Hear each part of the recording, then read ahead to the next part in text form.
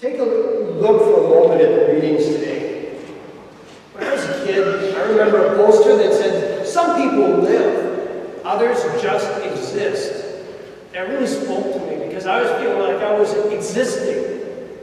Some people live, others exist. That first reading, before the Lord of the whole universe. The universe is like a grain of sand. God created it. God has something much more than just giving us existence. He wants to be able to have us get to know Him. I almost left the Catholic Church because I didn't understand relationship. And that sacraments lead us into a relationship with Jesus. If I don't get that, then I don't get a lot of things. Second reading where St. Paul says to the Thessalonians, "We pray for you, that our God may make you worthy of His calling." Calling. God has a call for me. You know, when I talk to seminarians, every one of them will speak about his call. But many times when I speak to young people or about to marry people, what's it like to be called to be married? What? What's it like to be called to be married? That's a sin. We are called to do something with our life. We can't get there if we don't live in a relationship. But to get there, I've got to be able to know God's mercy, and that's why the readings today speak a lot about mercy. The first reading where it says, the way that God works, He rebukes offenders little by little. He's not out to condemn. He rebukes them little by little, warning them, reminding them of the sins they are committing, so that they might abandon that, believe in Him, and follow Him. I wonder why Jesus spoke to us, why He went to Jericho that day. He had a lot of work? No, I think He knew there's a little short guy in a tree I want to talk to. That little short guy, I'm going to teach something very important. And we find it in the last phrase. For the Son of Man has come to seek and to save what was lost.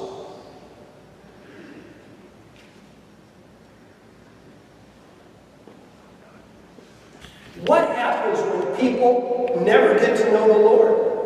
Then I think for many of them, they stay lost. As I come to talk about Paschal Guard, even about Priesthood Sunday, it's really saying, when we discover that God has a call for us, things happen. Who's the founder of Paschal Guard? Do you know his name? I was thinking you were going to say Sebastian. Yeah, it's Father Jose Valleski, Joe Valleski. When we talk about God's call with the kids at Paschal Guard, we say, this is a dangerous question. La pregunta peligrosa. Lord, what is it that you want me to do with my life? When we ask that question, we're not existing. Not just existing. When we ask that question, we're not just trying to be good or avoiding evil. We are trying to take our life and putting it in the hands of God. For Father Joe Valleski, as a young boy, when he made that question, he continued to follow that relationship, to follow that sense of peace that said, I want you to be a missionary. I want you to be a priest. I hope each one of us experiences something like that in our life so that we can move forward in that spiritual life. For him, it led him ultimately to Bolivia in 1956. 8 years later, he came back to the U.S. A number of years later, he heard about suffering in a slum called Villa El Salvador, near Lima. And the bishop there said, could you come and help us?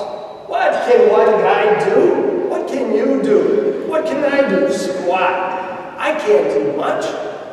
He said, I have 2 hands, that's all I got, but I'll give it to the Lord. He got permission and he went.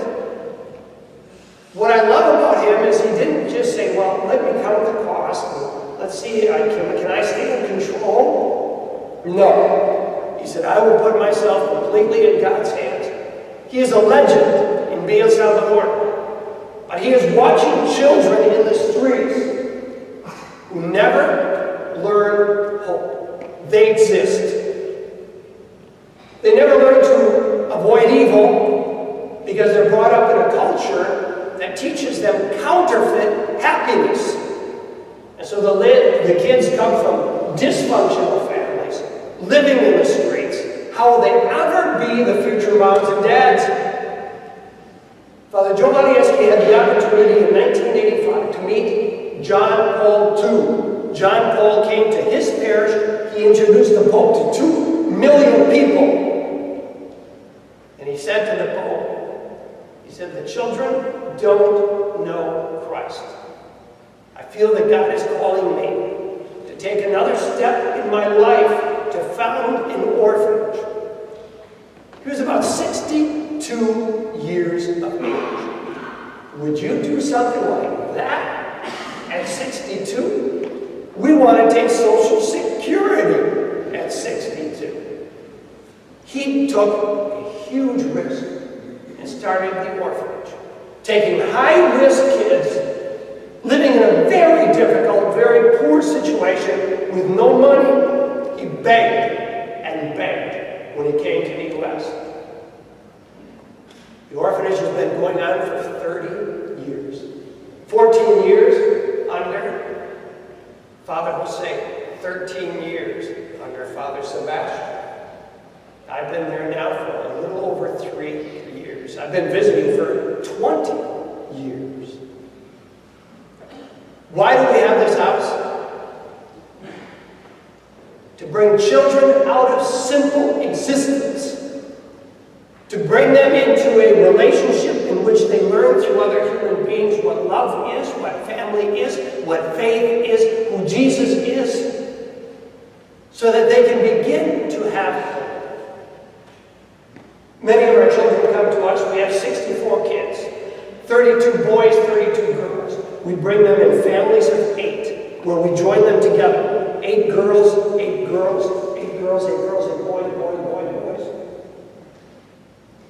They learn from married couples what it is like to live as a family. We have Mass available every day.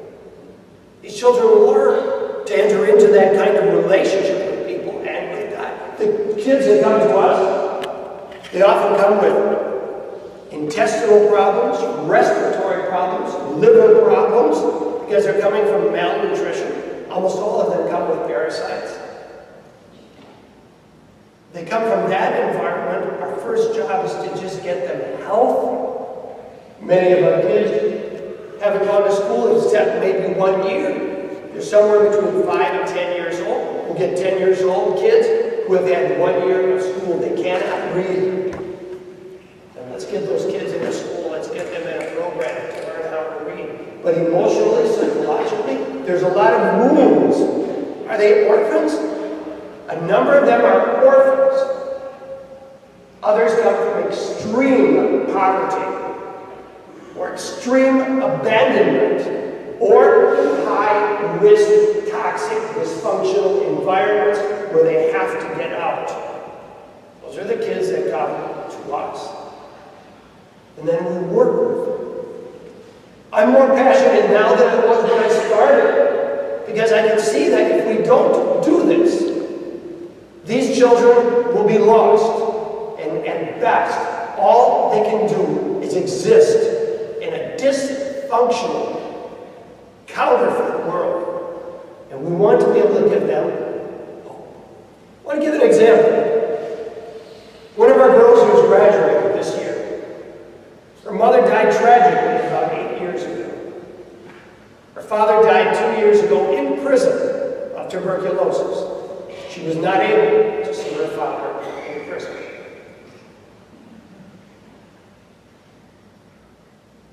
A couple months ago, she said, Father, could I visit the grave of my mother? I haven't seen it for a couple of years. I said, we'll go. So we, on the birthday of her mom, we went to the grave.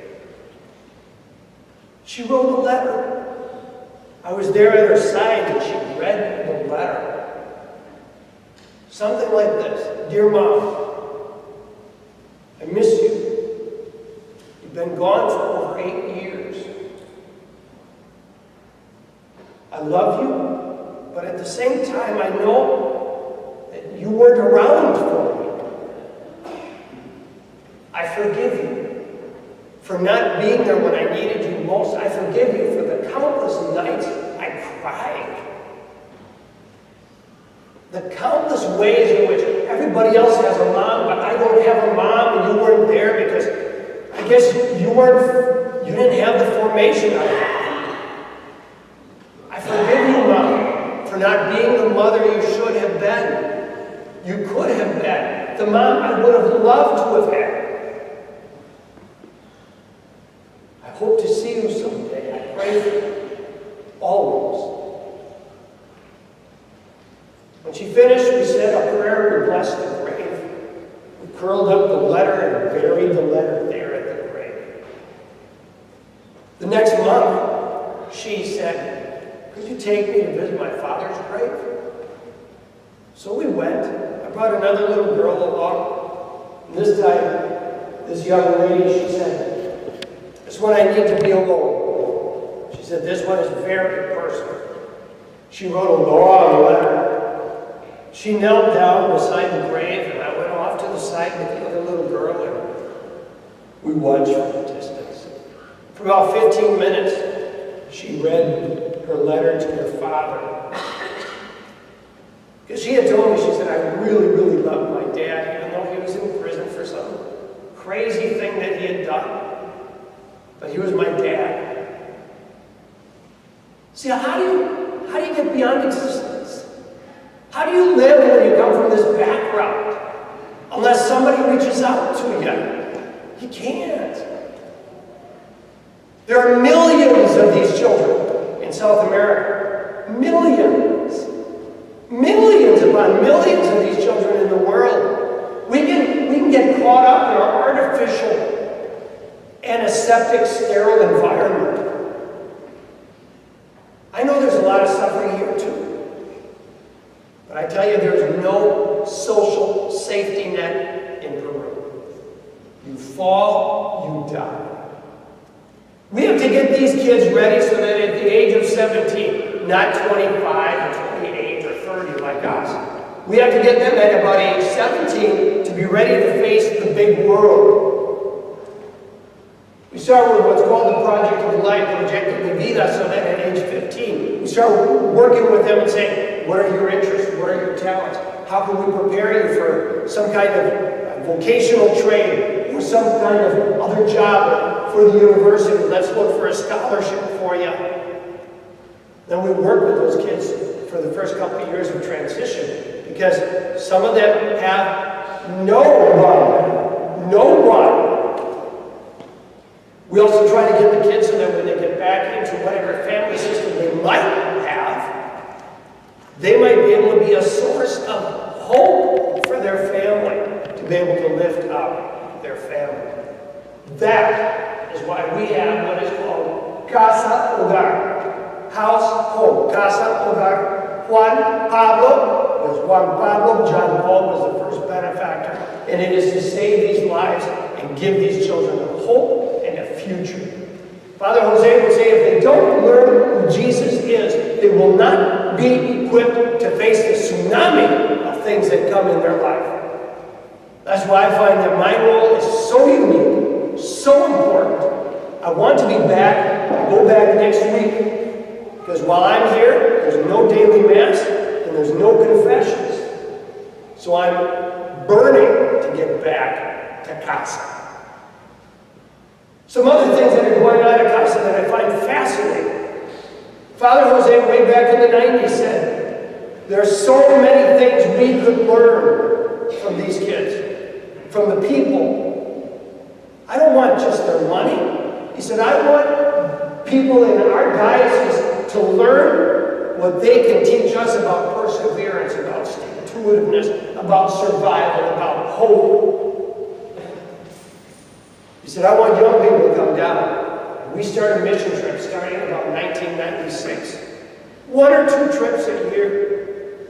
Now we have 9 major trips of groups of volunteers.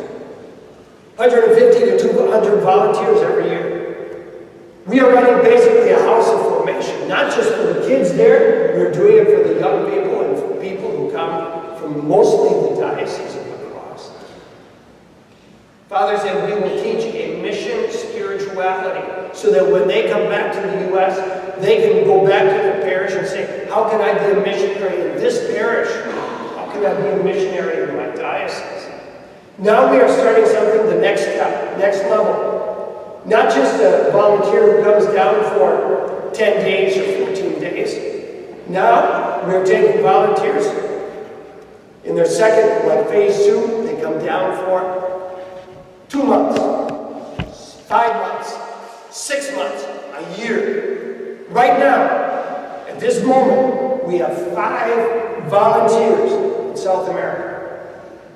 Anywhere from 3 months to a year, they will be with us.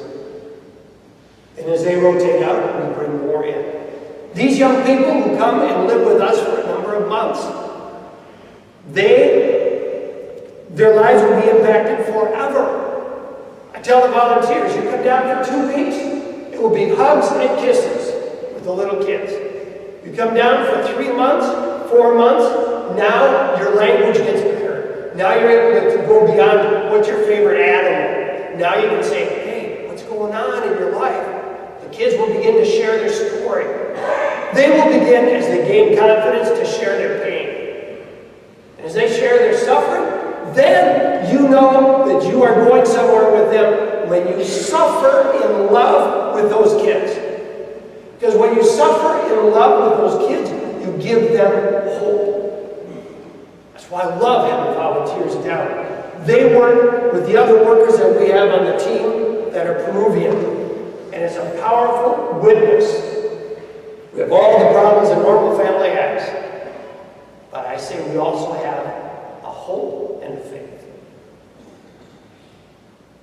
A couple other things that are going on right now. We're going to have an eyeglass mission. January. We do it every 2 years. 38 people from the Diocese of La Crosse come down, 4 eye doctors. We will give out about 5,000 pair of glasses. Most of them used. What? Used glasses? I don't want used glasses. I want new glasses. People aren't fussy. They don't have a chance for new glasses. We collect all the old glasses we can, thousands of them. We get the eye doctors to get their prescription as close as possible, and then we give them the glasses that fit closest to their prescription. I will hear, like I did last time, people come up and say, Father, I want to tell you, I see better now than I've seen in 20 years. Would you tell the people of the Diocese of La Crosse how thankful I am? Wow. The eyeglass mission. One of our servers was at the eyeglass mission 2 years ago. The other thing happened 6 months ago. The Rural Life Committee gave us 800 bags of powdered milk. 300 bags were stolen from there.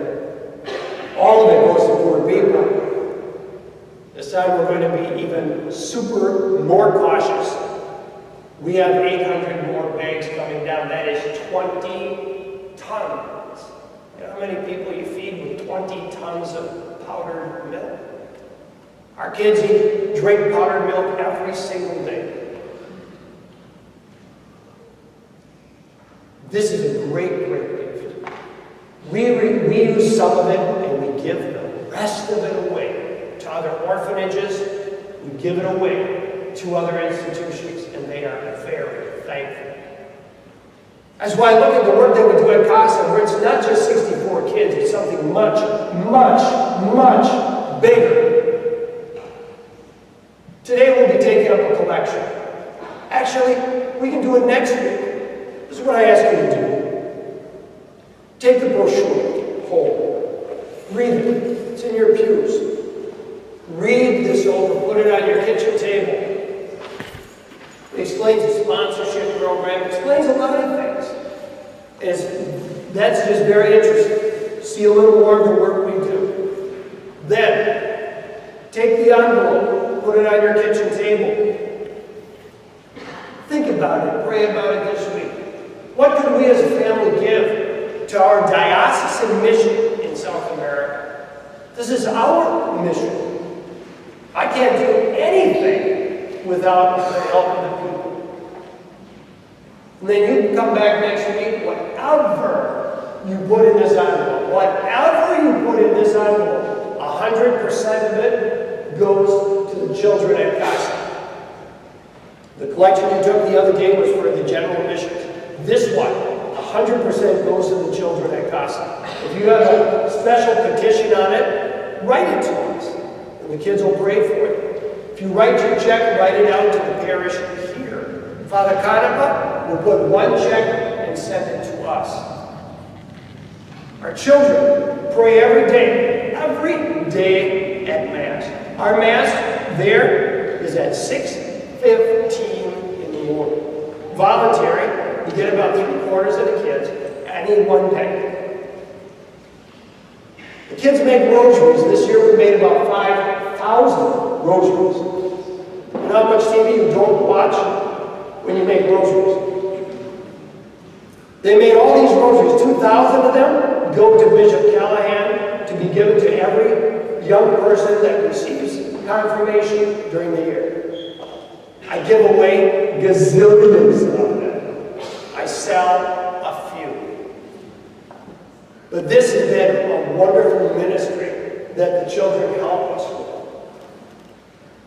The canonization of Father Joe Valieschi, he was an inspiration in my life for the last 41 years. He has inspired so many people in this diocese. The bishop has now begun the canonization process for him. We have a prayer card in the back. Please take a prayer card with you. Pray that prayer, asking the intercession of Father Jose to help you in whatever your special needs are. If you have a special petition, send it to us, and then we will put that in our own box of prayers and include that in our petitions at Mass. One last request. I need laptops. We don't need new ones like you do. We take old ones. If you have old tablets, old laptops, send them to the mission office. We'll send them to South America with the volunteers that go down. We'll clean them up, and we'll give them away to the families there, and we'll share them with some of the employees at CASA, and we will then, with extras, we will share them with other orphanages. So if you have any old laptops, bring them in. I appreciate the opportunity to speak a few moments with you today, because I live in South America. I consider this mission one of the greatest things I've ever done in my life. I feel very close yet to the diocese, even though I'm so far away, because we are shaping the future missionaries for the Diocese of the Cross.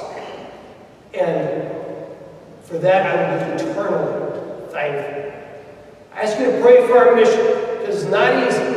There's a lot of challenges, but we go forward, because I believe that this is our call.